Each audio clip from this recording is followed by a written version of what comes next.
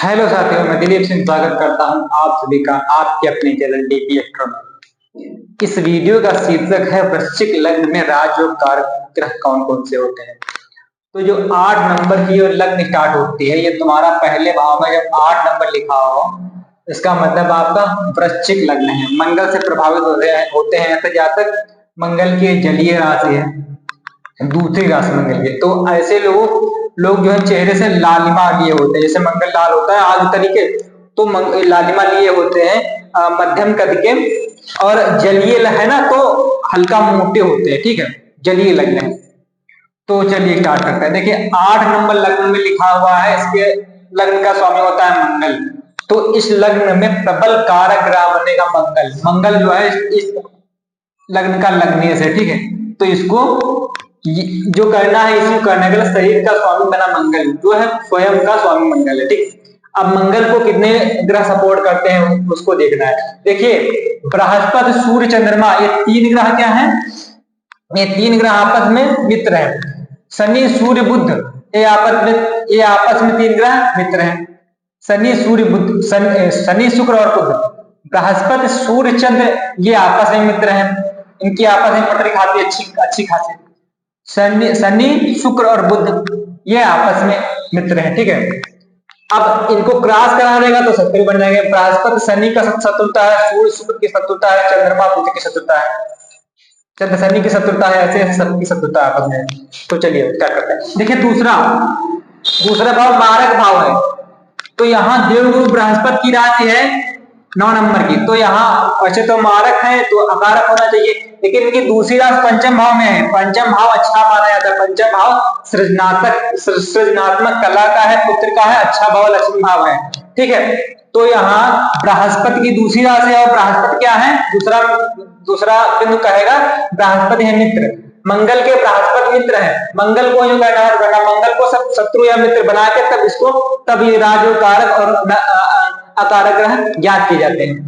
तो ये बृहस्पति यहाँ क्या होगा, कारक ग्रह की श्रेणी में आ जाएगा। ठीक, हालांकि ये भाव मारक है, लेकिन दूसरी भाव पड़ी है अच्छे भाव में, तो दूसरी राशि पड़ी है, दूसरी राशि अच्छे भाव पड़ी है, इस कारण से बृहस्पति को यहाँ कारक की श्रेणी में गिना जाएगा। अब आते हैं तीसरे भाव। तीसरे भाव पराक्रम का होते हुए ये भाव अच्छा नहीं है, ये भाव उपचय स्थान में आता है। इस कारण से इस भाव का स्वामी शनि बनता है, और शनि देखिए इसका शत्रु है। दूसरा पक्ष देखिए इसका शनि शत्रु है ना मंगल का। मंगल हमने नहीं लिखा यहाँ पे, तो मंगल भी देखिए बृहस्पति सूर्य चंद्र और मंगल, बृहस्पति सूर्य चंद्र और मंगल ये आपस में मित्र है, और शनि क्या है इसका शत्रु है। एक रात भी दुस्थान में आ रही है, तो इस कारण से ये शनि इस लग्न में क्या हो जाएगा, अकारक ग्रह हो जाएगा। शनि क्या होगा, अकारक ग्रह। ठीक, अब देखिए पंचम भाव का बता दिया। अब छठे भाव का बात करते हैं। छठे भाव मंगल के ही राशि है। मंगल लग्नेश होते हैं, तो यहाँ मंगल का ये छठा भाव अच्छा नहीं माना जाता, लेकिन यहाँ मंगल को छठे भाव के स्वामी होने का दोष नहीं लेगा, क्योंकि उनकी ही राशि है, तो मंगल यहाँ योग कारक है। अब आते हैं मारक भाव पे। यह 7वां भाव पत्नी का होते हुए मारक भाव है, दूसरा और 7वां। देखिए 2 नंबर की राशि वृषभ आई हुई है, इनकी दूसरी राशि देखिए ये भी अकारक भाव में, ये व्यय का स्थान है, ये व्यय करता है, खर्चे कराता है, और ये विदेश का भी स्थान है। ये भी जो है ये भी अच्छा नहीं माना जाता। तो मतलब दूसरा मारक है, ये वाला भाव भी अच्छा नहीं है, 12वां व्यय का है। तो इस कारण से इस लग्न में प्रबल अकारक ग्रह बनते हैं शुक्र। प्रबल अकारक ग्रह बनेंगे शुक्र इस लग्न में। ठीक है, हालांकि शनि की देखिए दूसरी राशि अच्छी भाव में है, लेकिन ये शत्रु है। हाँ, शुक्र के मंगल शत्रु भी है। ये देखिए शत्रुता वाला पॉइंट भी निगेटिव है। दोनों राशियां यहाँ अलग स्थानों में है, दुस्थानों में, और दूसरा वाला पॉइंट शत्रु वाला भी निगेटिव। इस कारण से प्रबल अकारक ग्रह बनेंगे। अब आते हैं बुध की बात। बुध की एक राशि यहाँ 3 नंबर यहाँ है, मिथुन राशि है, और दूसरी राशि कन्या देखिए 6 नंबर की। दोनों राशियां, ये तो अष्टम भाव तो मृत्यु का है, मृत्यु के साथ साथ आयु का है, दुर्घटनाओं का। ये बहुत ही नकारात्मक भाव है, सबसे ज्यादा जन्मकुंडली में नकारात्मक माना जाता है अष्टम भाव। ठीक है, 11वां भाव इच्छा पूर्ति के साथ साथ ये भी अकारक भाव है, अच्छा नहीं माना जाता। 11वां भाव अच्छा नहीं माना जाता, 8वां भाव भी अच्छा नहीं माना जाता। तो इन दोनों भावों के स्वामी होने के साथ साथ ये देखिए शत्रु है बुध मंगल के, ठीक है, शत्रुता है इनसे, ठीक, शत्रुता है तो बुध भी अकारक की श्रेणी में आएंगे, प्रबल अकारक। बुध और शुक्र इस लग्न में प्रबल अकारक ग्रह होते हैं, ठीक। अब बात करते हैं चंद्रमा।